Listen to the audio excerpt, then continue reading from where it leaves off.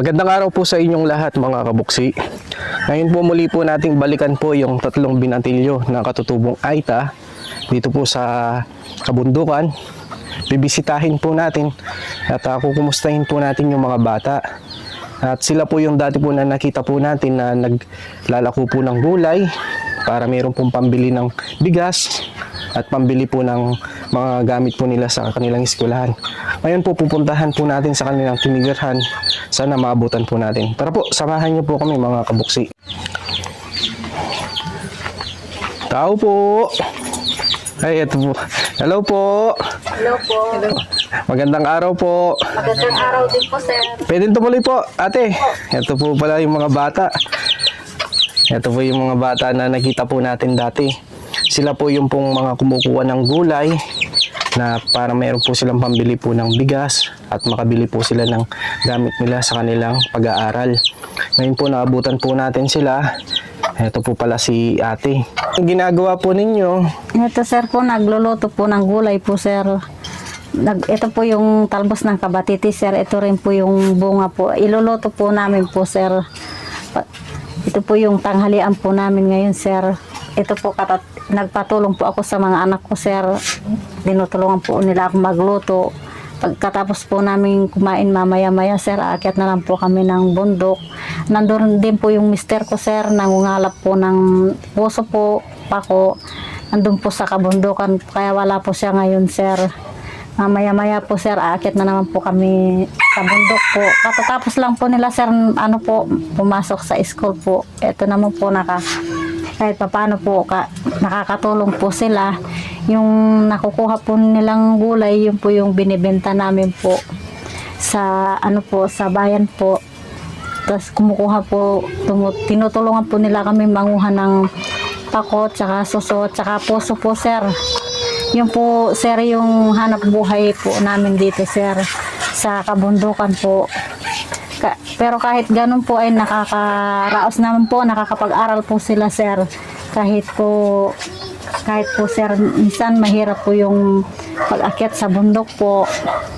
Ang sinasabi ko po sa kanila, sir, unahin muna po nila yung pag-aaral bago po kami tulungan po, sir. Pero yung ate, yung pong ginagawa po nila na pagtulong po sa inyo, pag-akyat po ng kabundukan, pagkuha ng gulay, pag-uuling, inuobligan nyo po ba sa kanila na tulungan po kayo? O kusa po ba nilang ginagawa ito? Kusa po nilang ginagawa, sir, kasi po nakikita po nila yung kahirapan ng tatay nila po. At kahirapan ko po yung pagpuputol ng kahoy. Minsan po, pagpapasan po ng puso o sagin, nakikita po nila yun, sir. Kaya po, kusa po nila kami tinutulungan po, sir. Pagpasok po nila sa bahay, sir, nakikita nila wala pong laman yung palabyasan po namin, wala na pong bigas. Kaya po, minsan po makikita nila yung kardero namin, wala rin pong kanin. Kaya sila na po mismo, sir, umaakyat ng bundok, manguha po ng gulay. At para po may maibenta po sila, minsan po ako po nagbebenta, sir. Kaya po minsan po sabi ko po sa kanila mag-aral po ng mabuti kasi maganda po, sir, yung nakapag-aral po. Hindi po, sir, kagaya sa amin ng tatay nila, sir, hindi po kami nakapag-aral po. Kaya minsan po sobrang hirap ng buhay po. Sa murang edad po nila, sir, minsan po natutulungan nila kami si Junel po, sir, minsan po tinutulungan po nila kami magpuntok-puntok ng uling po, magpasan ng uling, para po maibaba po sa bundok po. Kaya po minsan po si Albert din po, sir, nakakatulong po sila sa amin na magpasan-pasan ng uling. Minsan po minsan po yung kahoy po na pinuputol ng tatay nila, sila po yung naghahakot po. Minsan po makita nila sa bahay wala nang bigas, wala rin kape, walang asukal, kaya po minsan sila na po mismo yung kumukuha ng puso, dahon ng ampalaya o pako, laing po ng gabi. Yun po yung kadalasan po na hanap buhay po namin ngayon po. Minsan po kapag nangunguha sila, binababa po namin yung sa bayan para po kung maibenta po namin yun, ibili po namin ng bigas, sir. yun po yung madalas po yung mahirap po dito sa amin, sir. Kung hindi po kami mangalap, sir, wala pong hanap buhay po dito sa kabundukan, sir. Yun lang po yung hanap buhay namin. Minsan po, sir, magtatanim po kami ng kamote. Yun po yung tsaka saging po, yun po yung madalas po namin kinakain sa kabundukan, sir. Narinig nyo yung sinabi ng nanay nyo? Oh. Narinig nyo yung mga sinasabi niya tungkol sa pang-araw-araw nyong pamumuhay, Oh. yung ginagawa ng mga magulang nyo, yung ginagawa nyo din na pagsasakripisyo. Ngayon, dyan si nanay nyo na anong gusto nyong sabihin sa kanya, yung ginagawa nyo din pagsasakripisyo, hindi lang si nanay nyo, yung tatay nyo, yan, yung mga magulang nyo, yung ginagawa nilang pagsusumikap para sa inyo, lalo na sa pag-aaral nyo, at yung kabuhayan at yung nararanasan nyo ngayon. Nay, magpapasalamat po ako sa inyo na napaaral niyo po kami mabuti sa mga kahit walang baon kaya pera yung nakapapa kahit may assignment mo na mga kami ng eskwela nabibigyan po kami ng kahit konting may abot sa amin. Yun, tapos po kami mag-aaral. Tapos po mag-aaral, yun, pupunta po kami sa bundok. Pupunta po namin yung tatay namin. Kaming tatlo, pupunta po, tapos kakalap ng mga gulay ko daw nung yung sinabi na po ng mama ko. Minsan din po, di kami nakakain ng umaga. Ano na lang po, tanghali na lang po kami kumakain. At apon, sikap namin po mag-aral para makatapos kahit papaano, kahit makakuha lang po kami ng anong trabaho. Tapos po na mag-aral, kahit makakuha lang po ako ng madaling trabaho para di na po kami kukuha ng gulay sa mga bundok. Yung ano nyo, yung kalagayan nyo ngayon, yung sitwasyon nyo, yung pamumuhay nyo, di ba sinasabi ng nanay nyo, pinapangaralan kayo? Itinuturo niya sa inyo yung pamumuhay nyo dito sa kabundukan. Kasi ang sinasabi ng nanay nyo sa inyo, kaya niya sinasabi sa inyo yan, para alam nyo kung saan yung patutunguhan nyo. Kaya na pumapasok kayo sa ngayon sa eskwelahan, di ba nag-aaral kayo? Opo. Kasi nakikita nyo yung pamumuhay sa kabundukan, hindi madali. Yung pag-uuling, pagkukuha ng gulay, tapos pag ibebenta, magkano lang. Tapos makakabili ka lang ng 1 kilong bigas. Pero pag nakatapos kayo, nakapag-aral kayo, meron kayong papasukan ng magandang trabaho. Hindi niyo na mararanasan yung nararanasan ni na mama at papa nyo.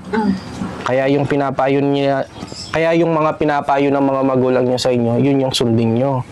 Mag-aral kayo ng mabuti, maging mabait na bata, at lalo nyo pansibagan, lalo na yung paghahanap buhay.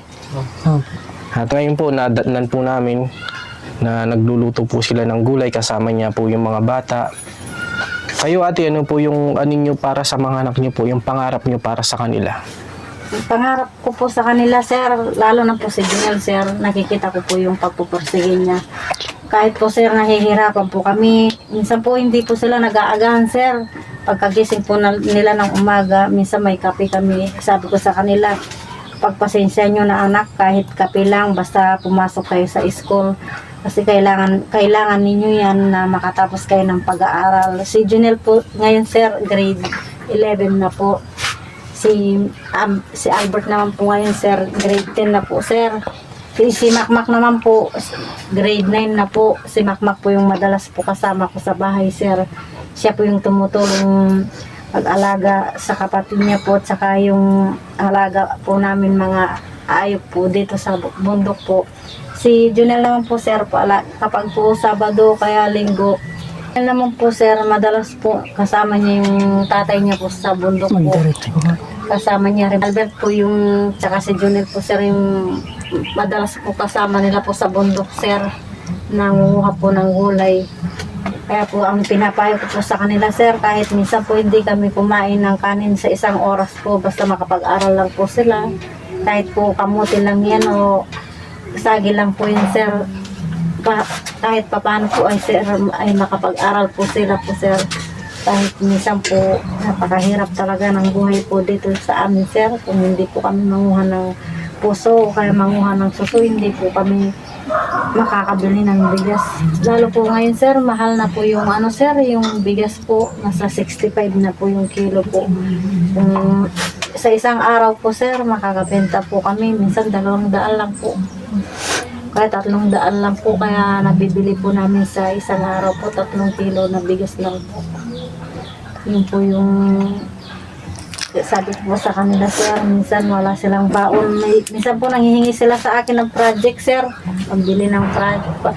Minsan may mga project sila, nanghihingi sila ng 20, kaya 50. Wala po akong sir maibigay sa kanila. Lagi ko lang po sinasabi sir, pagpasensyahan nyo na yung nanay nyo at tatay nyo. Wala po kami, ay wala talaga kami maibigay sa inyo. Kahit pa paano po, minsan sir nakagawa-gawa po kami ng paraan. Minsan po nakapagbenta kami ng saging. Ayun po, makaraos naman po yung project po nila sa, minsan po sa isang buwan, 2 beses po sila magkaroon ng project po. Hindi rin po sila nagbabaon ng ano sir,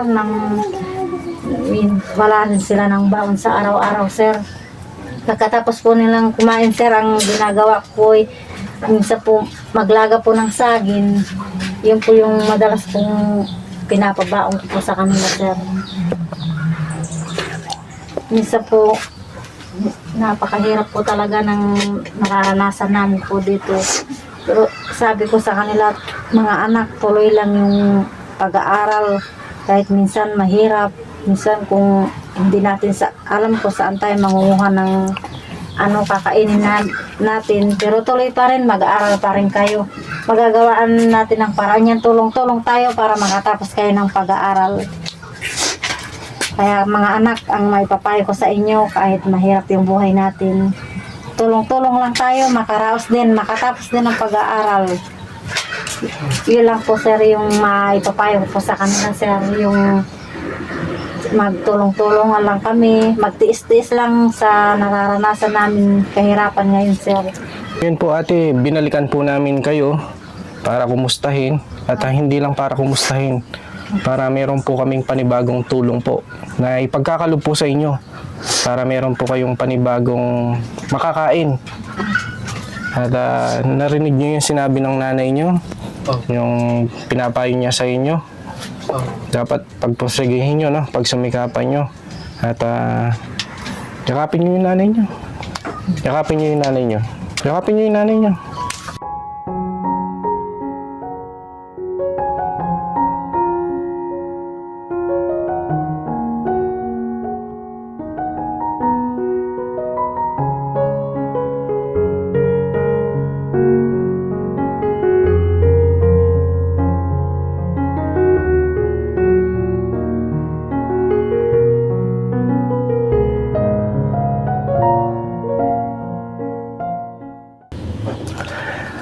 Ngayon ate, ito po yung mga bata na pinuntahan po natin dito sa kabundukan at pinabutan po ni Madam Connie. Nagpabigay po si Madam Connie ng bigas. May dala po kaming 25 kilos na bigas. May dala po kaming grocery. Ito pong grocery na ito ate, kumpleto na po ito. Meron po siyang toyo, suka, biskwit, dilata, may kape, may gatas. Yung pong pang-araw-araw nyo pong pangangailangan. At meron po kaming dalang sabon panligo, panlaba. Ito po, para po yung mga bata, pagpapasok po sila, meron po silang gagamitin. At pinapaabot po ni Madam Connie, nakaragdagan tulong po na 3,000 para sa mga bata sa kanilang pag-aaral. Di ba sabi nyo nga dati nung nakita ko kayo na hindi kayo nakakabili ng mga school supply nyo, mga gamit. Ngayon, ito, karagdagan tulong na bigay ni Madam Connie. Ito, 3,000. Isa, 1,000, 2,000, 3,000. Yan po, ate, yung bigay ni Madam Connie, sana kahit papano makatulong sa inyo sa pang-araw-araw at lalo na yung pera para makabili kayo ng mga gamit nyo sa eskwelahan. Una-una po, nagpapasalam po ako sa Panginoon at pangalawa po si Kuya Buksi. Siya po ay naging daan at nagpapasalam po kay Madam Connie bigas ng 25 kilos sa mga grocery at sa gamitin namin po sa pag-aaral. Sa cash po ng 3,000.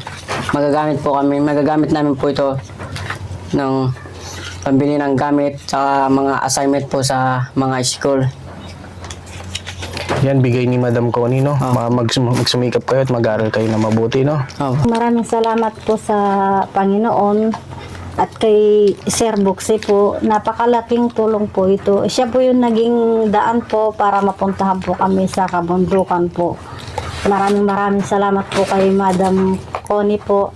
At maraming salamat po sa binigay niyo pong bigas, tsaka po sa sabon, tsaka po sa grocery.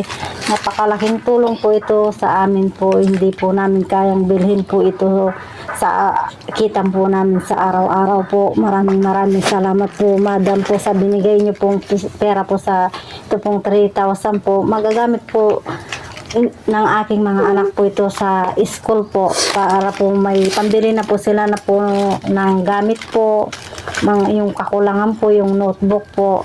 Kung may sobra man po, yun po yung gagamitin po nila kung may project po sila sa school po. Maraming salamat po, Sir Buxi, po sa binigay niyo pong tulong po. Kung di niyo po kami napuntahan sa bundok, wala po kaming blessing o biyaya na natanggap po.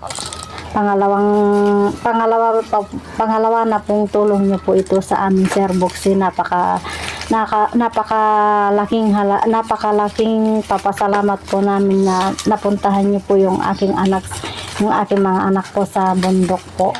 At sana po sa nanonood po, masuportahan niyo po si Sir Buxi po, panoorin niyo po yung kanyang mga mga vlog po.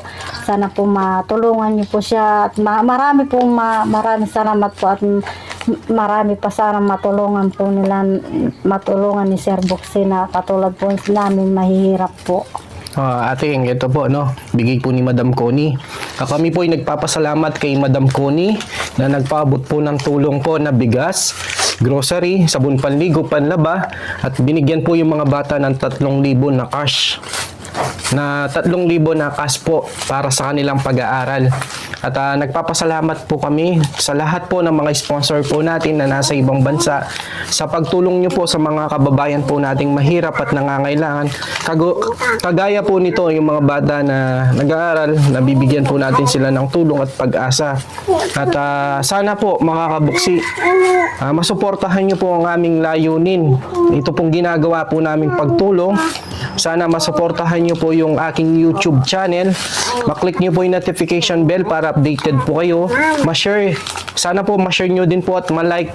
Ay napakalaking tulong po para sa amin upang mas marami pa po kaming matulungan na mga kababayan po nating mahirap at nangangailangan. So ate, hindi na po kami magtatagal, no? Ito po, napabot na po namin yung tulong na bigay po ni Madam Connie. Nawa po, sana ito po mga batang ito, naway lagi niyo po silang gabayan at mag-aaral kayo mabuti na to. Mag-aaral kayo mabuti, no? Para sa inyong mga pangarap, para sa mga magulang nyo, no? At para sa sarili nyo. Hanggang dito na lang po mga kabuksi. Maraming salamat po sa inyong lahat at lagi po kayong mag-iingat at pagpalain po tayo ng Panginoon Diyos sa pagtulong po natin. Maraming salamat po and God bless po sa inyong lahat. Sige po. Siya ang lagi niyong